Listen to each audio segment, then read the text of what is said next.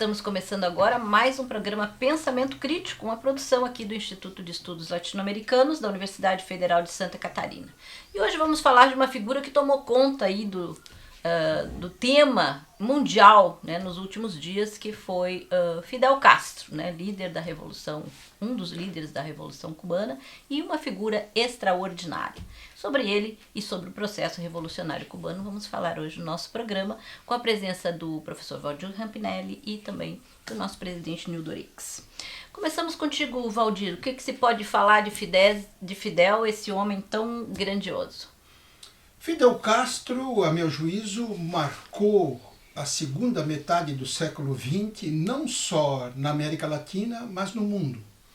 Tanto que, quando você anda por qualquer país do continente e você entra em alguma livraria, você vai encontrar livros sobre Fidel e a Revolução Cubana. Fidel Castro foi um líder político, um líder revolucionário e alguém que interpretou a história do seu povo. Fez uma revolução a 150 quilômetros do maior império do mundo, fez com que o socialismo tocasse nas bordas do capitalismo e com o seu povo conduziu com maestria uma resistência nunca vista no mundo. Sem dúvida nenhuma, Fidel, nesse aspecto, foi grande. E ele foi grande porque o povo cubano também foi grande. Tanto que ele comanda um processo revolucionário marcado pelo nacionalismo, marcado pelo anti-imperialismo, e quando a revolução é acossada, é posto em prática a existência dela, ele dá um passo adiante e decreta o caráter socialista da Revolução Cubana. Exatamente no dia 15 de abril de 1961, logo após o momento em que ele derrota a invasão armada de Praia Girón. E veja que esta invasão, patrocinada pelo governo de Washington, com a assessoria da Agência Central de Inteligência e com os contra-revolucionários da América Central e da própria Cuba, é derrotada antes de 72 horas, porque se ela permanece, o governo estadunidense reconheceria esta invasão e eles poderiam pôr a pique a própria Revolução Cubana. Por isso, ele soube conduzir com o seu povo de maneira especial. Florestan Fernandes diz que fazer a revolução até é fácil, o difícil é mantê-la. E Fidel soube manter com seu povo. Houve contra a Revolução Cubana tudo o que você possa imaginar. Contra a monocultura da cana-de-açúcar, contra os animais, a peste suína, contra os humanos, a dengue, tudo que foi possível. E a Revolução soube resistir com o seu povo. E avançando, principalmente no que toca a direitos humanos, à soberania, à saúde, à educação. Lembro que no Brasil nós temos analfabetos. Hoje, em 2026, Cuba acabou com o analfabetismo em 1960. E não só fez isso, exportou para a América Latina métodos para acabar com o analfabetismo. Foi uma conquista tão grande que contra os estudantes universitários que saíam para o interior alfabetizar o seu povo, a contra-revolução chegou a matar vários deles. Fidel Castro se levantou irado e com razão, com ira iracunda, e disse o seguinte: aqueles que matam os estudantes que vão alfabetizar o nosso povo, nós vamos encontrá-los, todos, um a um. E foram julgados. E nós sabemos qual foi a sentença. Portanto, nesse aspecto, Fidel foi uma pessoa que soube comandar essa resistência. E é interessante lembrar que Fidel é uma figura que vem de uma família de classe abastada, né? Forma-se em em direito, vira advogado e tudo, e na história dele, na biografia dele, mostra que quando ele era advogado, a prioridade dele era atender as pessoas empobrecidas. Quer dizer, ele já vinha desde de estudante com essa rebeldia, né, e com essa consciência do que é ser um cubano e do que Cuba necessitaria. E creio que é importante também lembrar, né, Nildo, que a luta da Revolução cubana foi contra uma ditadura bárbara, assassina, sanguinária, né? Que muitas vezes as pessoas pensam, parece que a revolução aconteceu do nada. Uma ditadura bárbara, sanguinária e apoiada sistematicamente por Washington, pelos partidos democratas e republicanos. Esse é o primeiro aspecto. Nós estamos discutindo a figura do Fidel Castro a propósito do centenário do seu nascimento. E é inexorável que comparemos essa figura histórica com o panorama latino-americano, em que, naturalmente, faltam lideranças à altura das circunstâncias históricas que estamos submetidos. Fidel emerge na cena política como vitorioso a partir de 59, mas antes amarga muitas derrotas. Sim. Poderíamos repetir aqui, de derrota em derrota até a vitória. Até a vitória. E é uma figura que combina algumas virtudes de grande liderança política, e eu diria inigualável liderança política. O Rampinelli situa de 59 em adiante, a segunda metade do século passado, não é? Porque ele aparece para a história com o assalto ao quartel de Moncada em 53. E a vitória em 1º de janeiro de 59, uma vitória política, militar. Então, num curto espaço de tempo de 6 anos, uma atitude de vanguarda, que é uma tremenda derrota, perdem homens, terminam na cadeia. 6 anos depois, mostrou o acerto da iniciativa.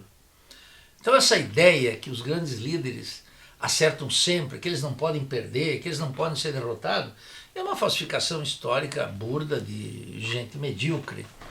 Os grandes líderes, eles são testados mais do que nas vitórias, nas derrotas. E é claro que isso que o Valdir reconhece aqui, a propósito de uma sacada de Florestan Fernandes, é muito difícil uma revolução social ocorrer.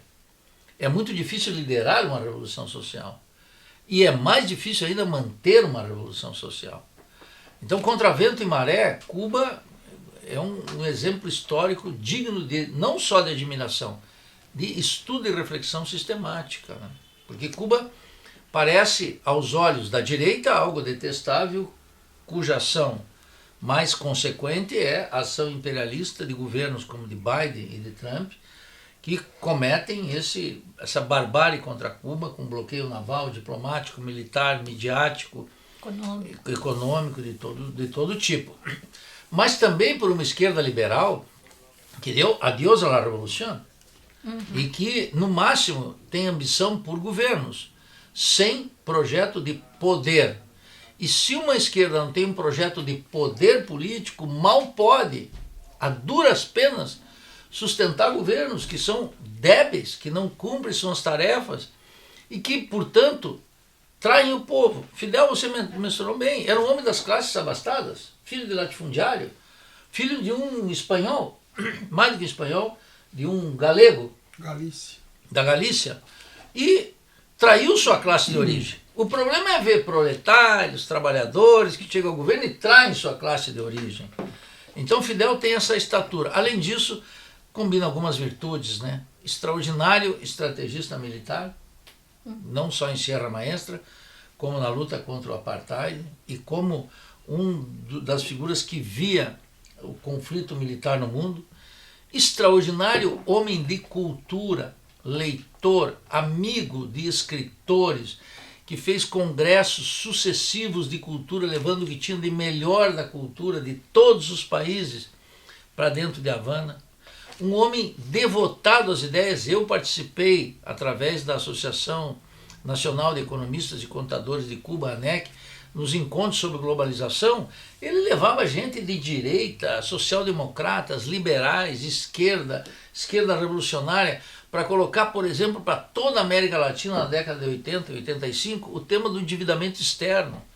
E lá no Hotel Palco, no Palácio das Convenções, reunia gente de todo mundo para discutir os temas latino-americanos, que nem era propriamente um tema que afetava Cuba, o tema da dívida externa, mas afetava toda a América Latina. Aqui um jornalista liberal, Gelmir Betting, escreveu um livro a propósito de Fidel, Os Juros Subversivos, mostrando que a origem da rebelião dos povos tinha uma íntima conexão com as condições de vida de maiorias, e sobretudo no terreno da economia.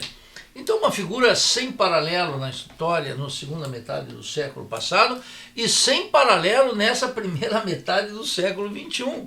Não tem ninguém que se assemelhe. Talvez um de seus discípulos, que foi Hugo Chávez, vai ser motivo de outra conversa. É outra, não tem comparação, né? E é interessante que ao longo desses anos todos, os Estados Unidos, enfim, toda aquela gente tentando colocar que Fidel era um homem que acumulava muita riqueza, que roubava o povo cubano. E o que se viu foi Fidel, logo depois de aposentado, na sua casinha em Cuba, sentadinho naquelas cadeiras típicas cubanas, né, de tirinhas de plástico. Ou seja, um homem que teve uma vida espartana, seguindo o seu próprio povo, que também teve que ser espartano por conta do bloqueio criminoso. Enfim, encerramos esse primeiro bloco, já voltamos.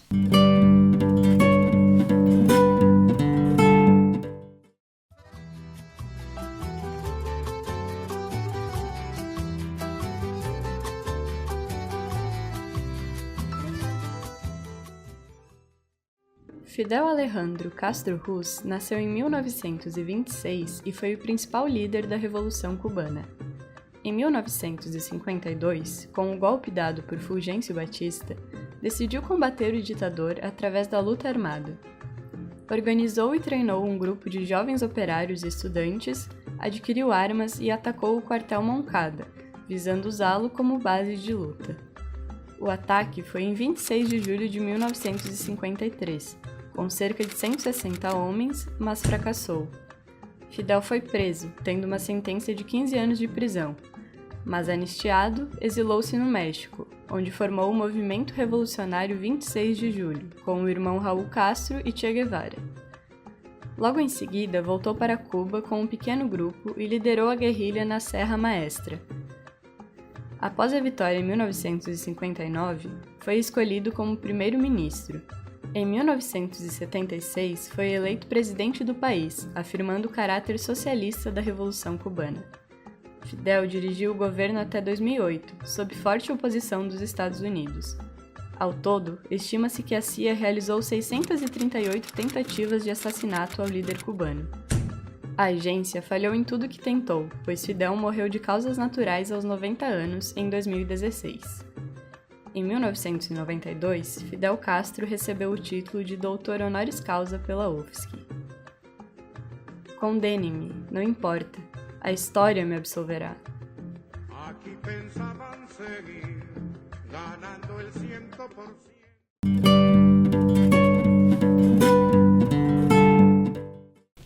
Voltamos então com o nosso programa Pensamento Crítico, hoje falando sobre Fidel Castro. Cumpriria esse ano de 2026 100 anos de existência. Viveu aí até os 90 e pouco, né? Então praticamente atravessou um século. E um de seus companheiros, Che Guevara, né, sempre ressaltou a importância do estudo, né? Lembro de uma conferência do Che numa universidade cubana logo no início da Revolução e perguntaram qual era a grande saída para os estudantes cubanos. E ele respondeu: estudar, estudar e estudar. E Fidel compartilhava, né, dessa coisa da cultura, do estudo, da informação correta, né, Rampinelli? Ah, sem dúvida. E eles começaram esse trabalho, Fidel e os rebeldes, já na Sierra Maestra, porque em contato com os camponeses, eles perceberam que a grande maioria era analfabeta. E ali mesmo, os insurgentes, os guerrilheiros, os rebeldes, começaram a dar aula para os camponeses. E os camponeses, na medida em que iam descobrindo a beleza das letras e como ler algo, claro, foram ganhos por eles, né? Fidel, o primeiro grande livro dele é A História Me Absolverá, quando como estrategista, ele fracassa no assalto ao quartel Moncada, é preso, escapa de ser assassinado e na prisão ele escreve o depoimento que ele deu para um guarda que o interrogava. E aí ele já coloca o quê? Isso é importante. Ele coloca um programa para o povo cubano. Como é que vai ser a moradia, como é que vai ser a reforma agrária, como é que vão ser as relações com os países de fora. Enfim, um projeto de revolução. Então a história me absolverá, uma vez vitoriosa a Revolução Cubana, todos sabem que o programa que vem é esse, porque é o produto daqueles insurgentes. O Fidel, inclusive, escreveu A História Me Absolverá quando voltou para a cadeia e os companheiros perguntaram: o que você falou? E ele repetiu. E alguém disse: então você, por favor, ponha isso no papel. Então, A História Me Absolverá é uma construção coletiva, não só do Fidel, mas de todos aqueles que estavam presos. E é esse livro que vai guiar o processo revolucionário.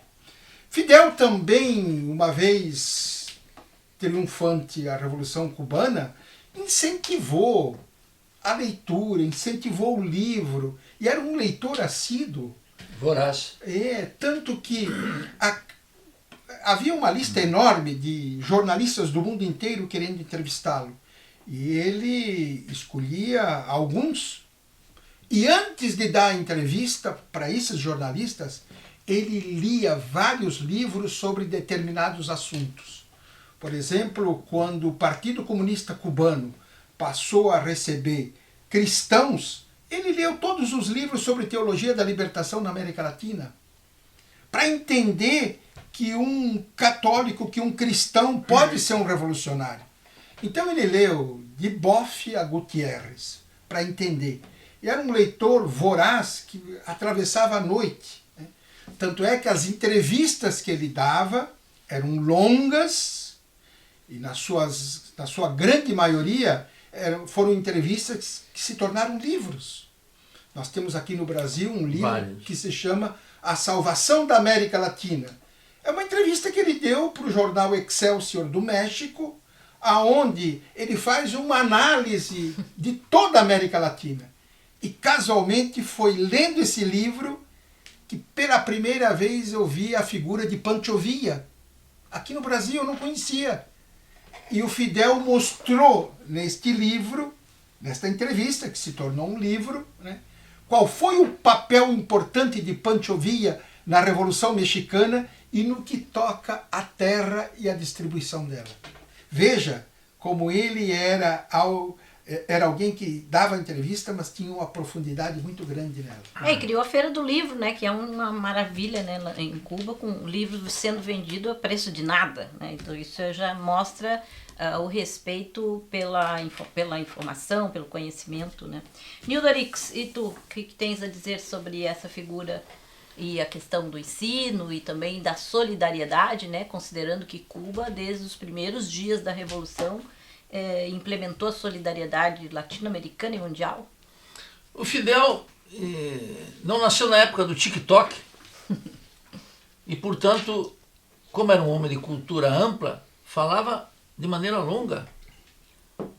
E isso é um contraste com a época atual, que tudo tem que ser rápido.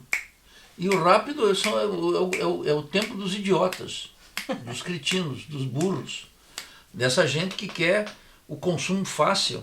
E o Valdir falou aqui que ouviu pela primeira vez sobre Pancho Villa, que incursionou inclusive por território estadunidense na Revolução Mexicana. Sim.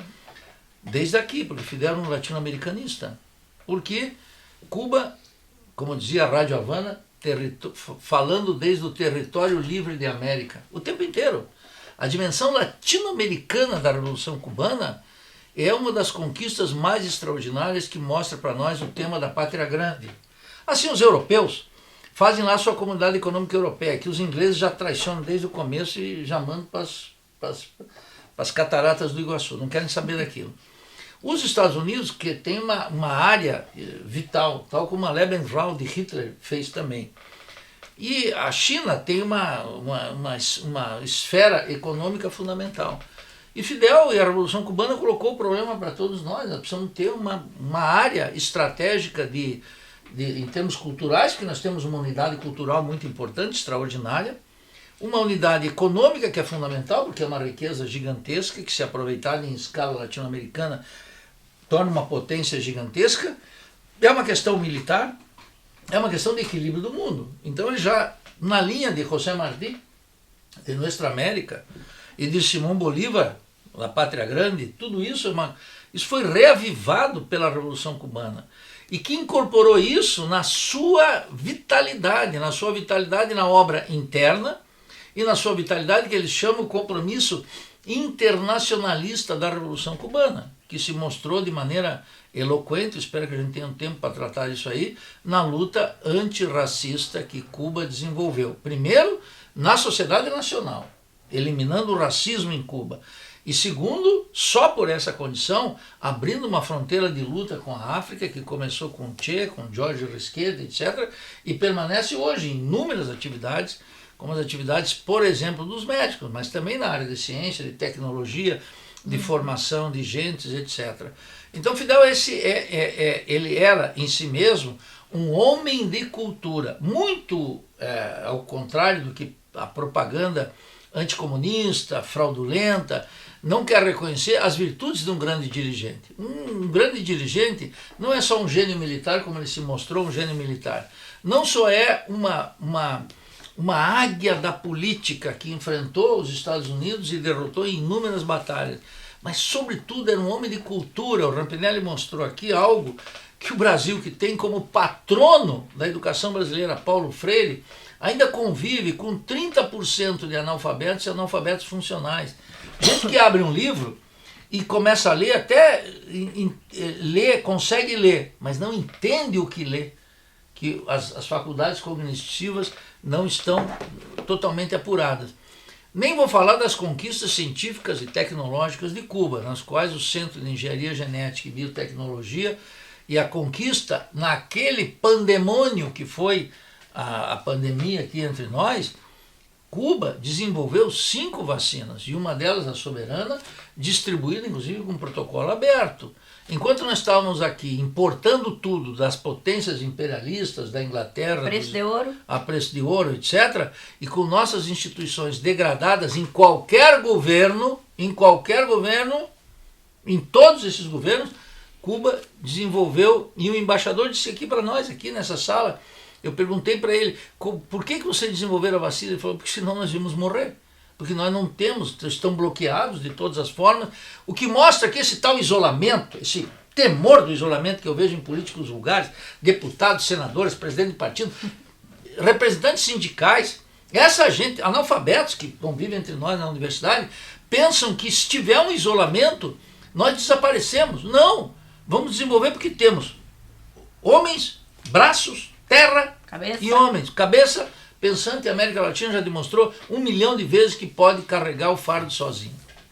E é importante sempre lembrar que os grandes insights eram do Fidel, né? Por exemplo, a própria comunicação, ele que começa a trabalhar com a ideia da Rádio Rebelde já nos primeiros dias da Serra Maestra. Sim. E a Rádio Rebelde existe até hoje. E a biotecnologia também. E a biotecnologia, a mesma coisa. Foi ele que chamou os médicos e disse, vamos criar o interferon. E aí, a partir daí se abriu toda uma... Quer dizer, o cara tinha realmente umas sacadas que eram geniais, né? Então, daí a sua grandeza. É impossível se passar em branco e sem se dar o crédito a esse homem, que além de ser um político extraordinário, também um homem, um ser humano igualmente extraordinário. Bom, fechamos esse bloco, já voltamos.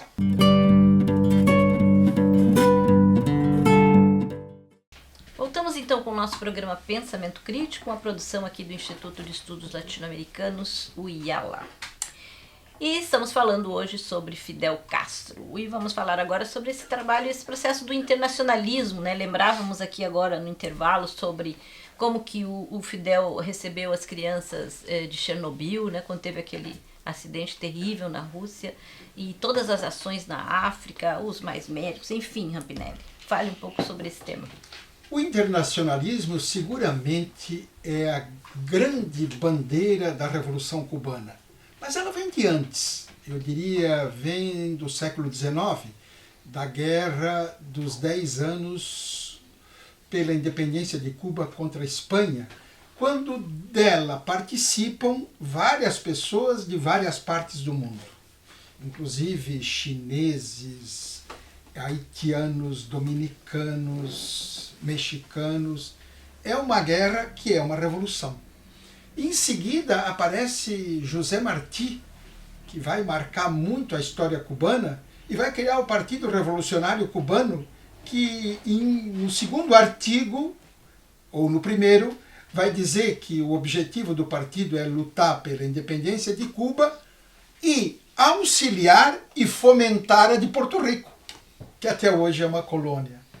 Então veja que esse internacionalismo nasce lá atrás. E ele perpassa todo o século XX e chega na Revolução Cubana. Tanto que um dos grandes líderes do processo revolucionário, Camilo Cienfuegos, dizia: esses que lutam, não importa onde, são nossos irmãos. Por isso Fidel era acusado de exportar a Revolução Cubana para a América Latina, e ele dizia: não, nós levamos as nossas ideias e os povos que façam as suas revoluções. E lógico que nós queremos que a revolução aconteça, não só em Cuba, mas em toda a América Latina. Agora, uma das páginas maravilhosas do internacionalismo se deu na África. A presença cubana naquele continente começa em 1961, na Argélia, na luta contra o colonialismo francês, e termina em 1991, quando se põe fim ao apartheid. Esse regime horroroso da África do Sul termina, graças à presença cubana em Angola. A Namíbia se torna independente e os cubanos que estavam na África regressam. Sem dúvida nenhuma, o objetivo da presença cubana na África era, como diz Jorge Risquet, por idealismo. Afinal de contas, de lá vieram escravos e nós agora devolvemos a liberdade, e para combater o imperialismo estadunidense num outro continente e fazer com que a Revolução Cubana aqui pudesse avançar. Sem dúvida nenhuma, a grande batalha militar em que os cubanos se tornam vitoriosos junto com os angolanos é uma batalha que dura um ano, Cuito-Cuanavale. Nessa batalha, os sul-africanos, os racistas, são derrotados militarmente, perdem muitos aviões, e como há também no mundo um boicote a vender armamentos para a África do Sul, eles são obrigados a vir para a mesa de negociação, entregam os anéis para não perder os dedos. E nesta mesa de negociação, em que eles assinam o fim deste regime do apartheid, na ONU, em 1988, dezembro, quem está sentado? Os Estados Unidos, como mediador, mas que é apoiador. No outro lado, a África do Sul, Angola e o representante cubano. Ele assina o fim do apartheid. Não preciso dizer mais nada. Nildo, e tu também, né? Lembrando que a gente recebeu o Jorge Risquet aqui, né? Que foi um dos grandes comandantes na África, juntamente com Che Guevara. Che Guevara comandava uma coluna, Jorge Risquet outra. A segunda frente do Che, no Congo, Jorge Risquet. Trouxemos ele aqui. Uma figura extraordinária, um conhecedor da África profundo, um homem de uma humildade completa, de um compromisso insuperável. A segunda frente do Che no Congo. O que faz? O que motiva uma pequena ilha do Caribe mandar 350 mil homens, engenheiros, médicos, militares, equipamentos militares, tanques, tudo, 350 mil homens. Aviões. Durante quase 3 décadas, para lutar num território tão longínquo, contra o apartheid, esse regime racista, odioso, financiado e garantido pelo Ocidente. Muitos países europeus e, claro, os Estados Unidos. Então pensa você que está aí no outro lado, que é muito importante a gente fazer essa reflexão, porque nós temos aqui no Brasil a hegemonia completa do movimento negro e do antirracismo autorizado que frequenta a Rede Globo e tudo isso, não toca na propriedade e nem faz uma reflexão sobre a Revolução. O que faz com que os cubanos se coloquem numa empreitada? Será que é um internacionalismo abstrato, um compromisso com a Revolução? Não, eles não podiam implantar o socialismo na África do Sul. Mas eles estavam lutando em escala internacional com algo que eles solucionaram em Cuba, que foi a eliminação do racismo. Agora eu vejo aí nas universidades um acadêmico aqui, um estudantinho de pós-graduação lá, querendo buscar fragmentos de racismo na sociedade cubana, instruídos pelo bicolorismo dos Estados Unidos. A influência aqui é completa. Na direita, que vocês podem ver uma direita liberal, de caráter progressista, ficam difundindo aqui a luta pelos direitos civis nos Estados Unidos, não é? E reivindicam também figuras como Malcolm X, como a Angela Davis, e teretetê, passa um pouquinho, outro vem uma nova invenção de lá, e figuras desse mundo, desse bicolorismo para cá, e ninguém conhece Jorge Risquet, e ninguém conhece a valorização do Che numa luta gigantesca, a qual ficou 4 meses girando pelos países e voltou afirmando categoricamente que uma das fronteiras mais importantes de luta no mundo era a luta na África. E, em consequência, ele mesmo foi para o Congo. Depois saiu para ser assassinado em La Higuera, na Bolívia. Mas os cubanos mantiveram esse compromisso de armas, de vida, porque solucionaram a questão racial em Cuba. Esse é o problema. Dos Estados Unidos vem uma tentativa ideológica de igualar o drama racial brasileiro, estadunidense e cubano. 3 coisas completamente diferentes. 3 situações. O jornalismo estadunidense, as universidades estadunidenses, as editoras estadunidenses, o Departamento do Estado, organizações da sociedade civil, o tempo inteiro influenciando aqui no Brasil todos os movimentos negros, todos os acadêmicos, para motivar aqui esse antirracismo autorizado pela classe dominante que frequenta salão na CNN, na Globo, nos programas de pós-graduação, nos partidos políticos, nos sindicatos, ocultando essa extraordinária ação cubana lá na África, em que deixaram mais de 2.000 soldados dirigentes assassinados, mortos em combate. Quando eu vejo aqui uma esquerda liberal de corte identitário torcer o nariz para Cuba, invocando políticas de reparação histórica, todas essas quinquilharias ideológicas de um mundo que não tem a mestiçagem que nós temos, que Cuba tem, e que não tem a configuração do Estado, da economia, da política, da cultura e da ideologia na América Latina, comparando com essas políticas importadas dos Estados Unidos, isso me enche não só de vergonha, mas como de ódio contra isso, que tem que conhecer essa história. E quando eu vejo comunistas, socialistas, autodeclarados revolucionários, que não estudam a fundo e ficam Martin Luther King para cá, Malcolm X para lá, Angela Davis, cada 2, 3 anos no Brasil, nas editoras, etc., e as obras de Fidel de Che não aparecem, isso é uma pilantragem, isso é um oportunismo que nós temos que aprender com a Revolução Cubana e com o combate que a Revolução pode resolver contra o racismo. Esse é um estudo que efetivamente as pessoas precisam fazer, porque, como diz o Nildo, né, desconhecer essa gesta cubana na África é extrema desonestidade, né, porque é algo efetivamente heróico. Enfim, encerramos esse bloco, já voltamos.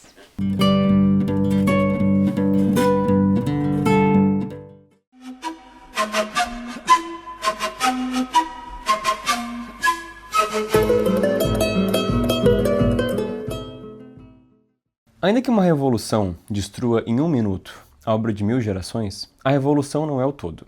É consequência de antecedentes diferentes e até mesmo remotos. A revolução é a tempestade que rompe depois de estar condensada nas alturas durante algum tempo. Essas são palavras de Nicanor McPortland y Dias, mais conhecido na América Latina como Julio Antônio Meyer. Nascido em 1903 e assassinado em 1929, Julio Antônio Meyer seria um revolucionário antes da Revolução. Em sua curta vida de 26 anos, Meyer se destacaria não só como líder comunista e estudantil, mas também como cofundador, em 1922, da Federação Estudantil Universitária, a FEU, que até hoje está presente em Cuba. Também fundaria, em 1925, o Partido Comunista Cubano, que seria um antecessor espiritual do Partido Revolucionário Cubano, fundado por José Martí, e um antecessor intelectual do atual Partido Comunista Cubano, que foi fundado por Fidel Castro. Meyer também seria responsável pela fundação daquela que seria, em suas palavras, a filha querida de seus olhos, a Universidade Popular José Martí, que foi fundada dentro da Universidade de Havana e que tinha como objetivo não somente a educação popular, com a alfabetização de crianças e adultos, mas também de formação militante anti-imperialista. Meyer faz parte de uma juventude cubana que bebeu do que havia de melhor dessa época na América Latina, como a Revolução Mexicana, as revoltas de Augusto Sandino e, principalmente, aqui a influência dele apareceu com as reformas de Córdoba, de 1918.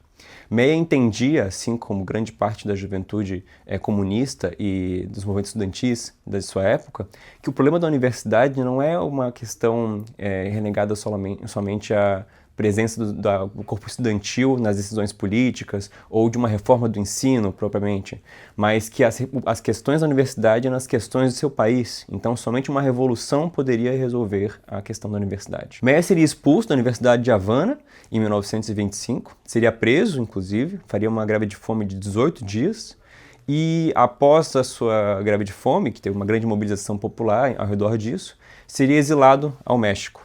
Nesse mesmo período, o Partido Comunista Cubano seria dissolvido, assim como a Federação Estudantil Universitária, e no México, em exílio, Meyer seria assassinado, a mando de Gerardo Machado, então presidente ditador de Cuba. Meyer não deixou livros escritos, mas uma grande quantidade de artigos, textos, discursos, debates também feitos em grupos estudantis, que foram reunidos em diversas obras da língua espanhola e somente um na língua portuguesa.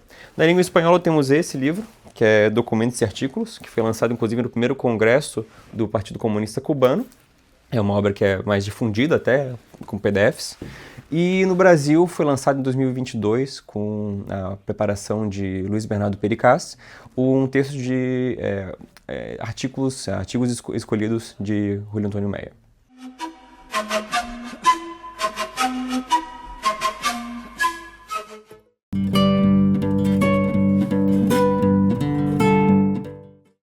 Voltamos com o nosso programa Pensamento Crítico, hoje falando sobre Fidel Castro.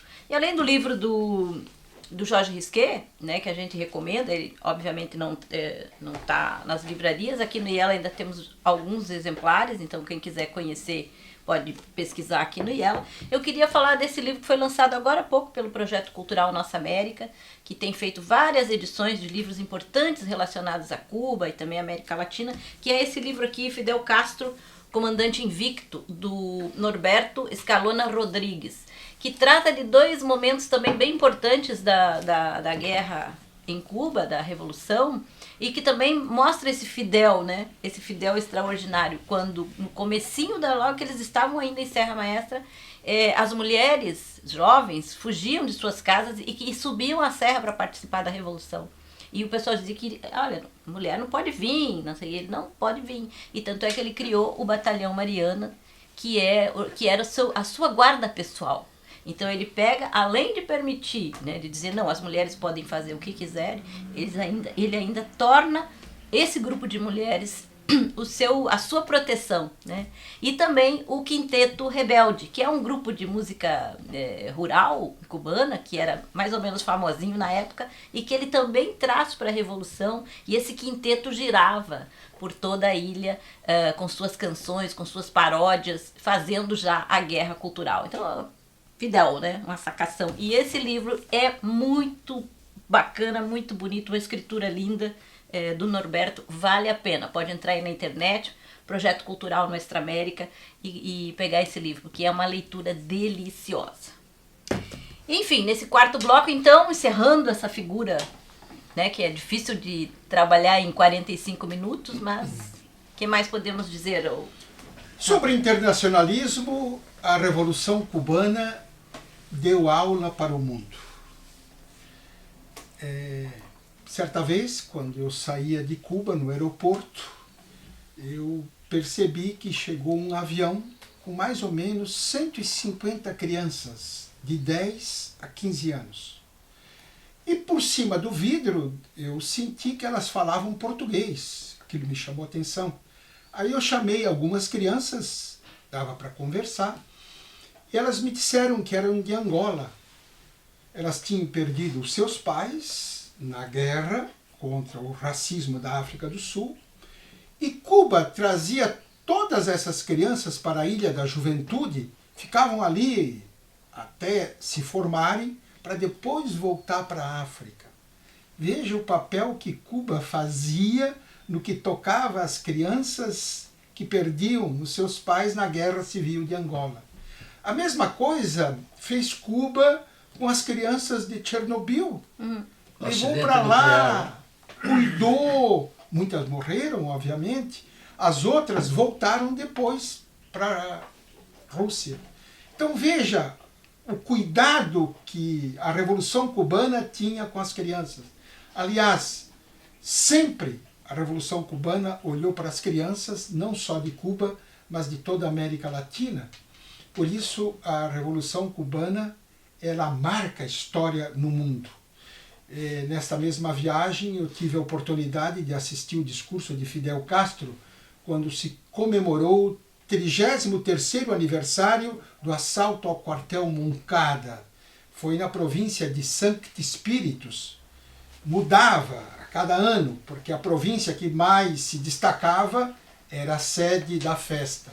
E era impressionante ver como o Fidel Castro, durante 5 horas, dava uma aula ao seu povo, falando sobre a conjuntura internacional, sobre a conjuntura latino-americana e sobre a conjuntura cubana.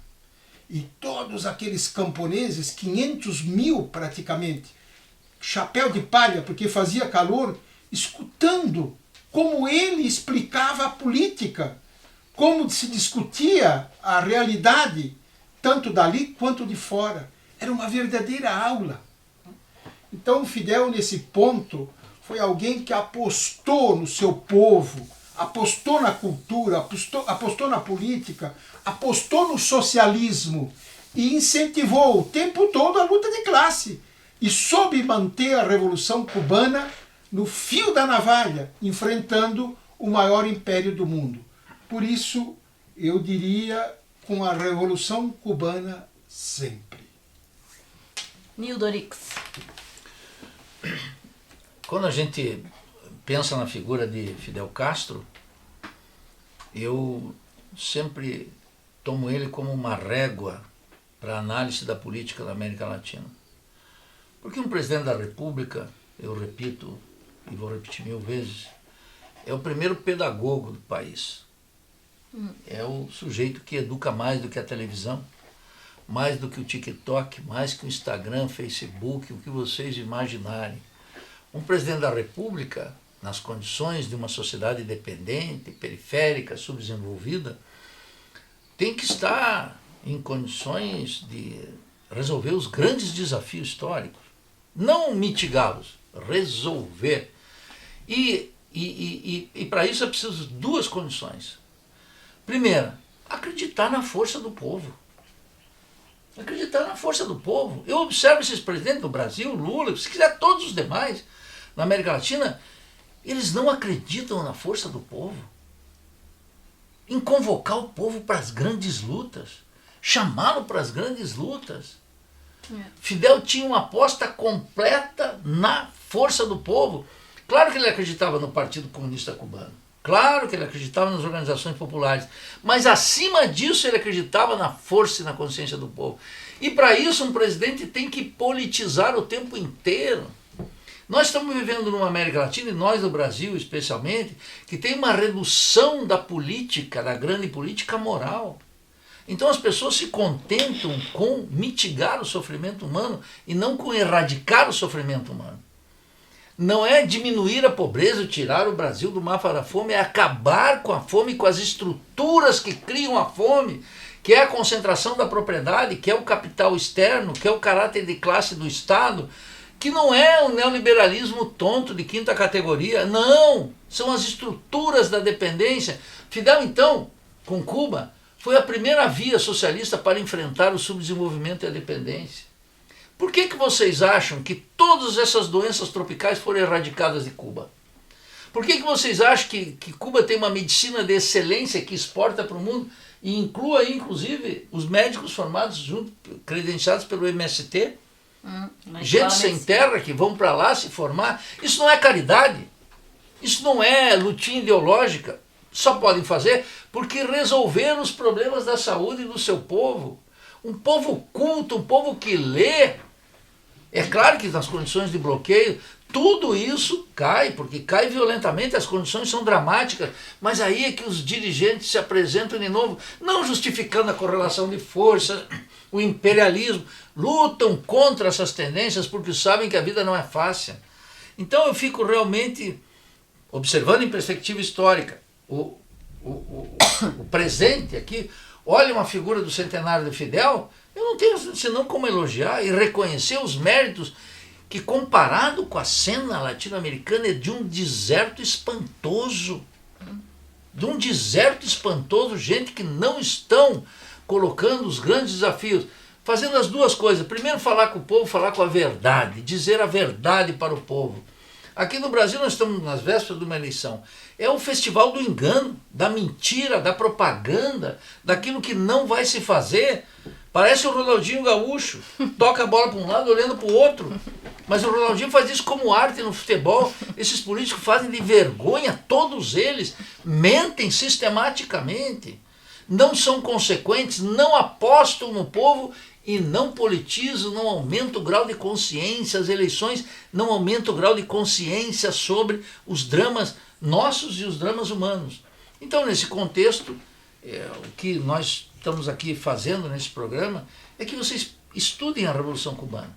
Estudem sistematicamente a Revolução Cubana. Não tenham medo das críticas. Peguem as críticas de direita e vamos submetê-las ao crivo da história. Que é fácil fazer isso e é um tremendo combate contra as injustiças do mundo e do nosso país.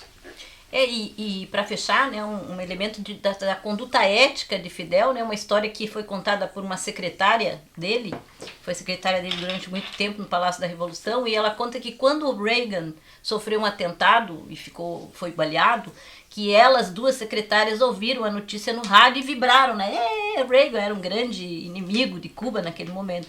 E quando elas olharam pela porta que estava aberta na sala do Fidel, Fidel, com aquele corpanzil imenso, olhava para elas assim, com a cara de o que vocês estão fazendo? Aí saiu de lá, chegou até elas e digo, nunca mais façam isso. A um inimigo se combate de frente, seja na luta armada ou seja na luta no mundo civil, sempre de frente. Olha só que coisa bonita isso, né? Uma figura como essa realmente extraordinária.